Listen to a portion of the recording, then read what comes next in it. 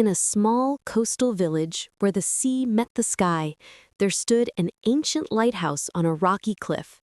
For 50 years, old Thomas had been its keeper, climbing the spiral stairs each evening to light the beacon that guided ships safely home.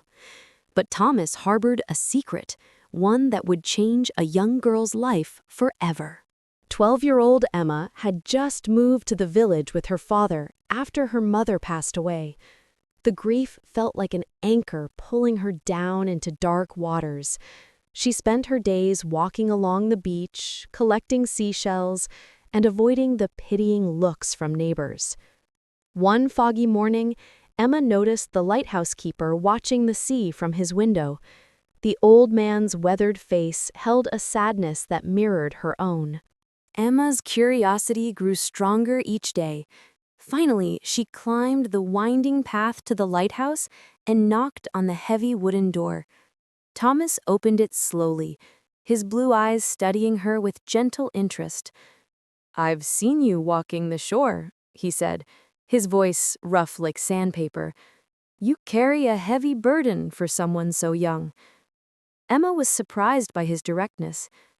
"My mother died 6 months ago," she whispered.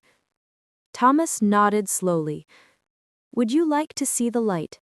Sometimes, when words fail us, beauty can speak instead." Emma followed him up 173 spiral steps. Her legs burned, but she kept climbing. At the top, the massive Fresnel lens sparkled like a crystal palace. "Beautiful, isn't it?" Thomas said. "This light has saved countless lives, but I'm going to tell you something I've never told another soul." He walked to a wooden chest in the corner and lifted out an old leather journal, its pages yellowed with age. 50 years ago, I was a ship captain. Arrogant, reckless. I ignored warning signs of a storm because I wanted to reach port on time. My crew, 15 good men, they trusted me, and I led them to their deaths. Only I survived. Emma looked at the pain etched deep in his face. "I became a lighthouse keeper to save others from fates like theirs, to atone. But here's what I learned, Emma. We cannot bring back those we've lost. We can only honor them by choosing to live fully, to help others, to let their love guide us like this beacon guides ships home." Tears streamed down Emma's cheeks. "But how? How do I stop feeling so empty?"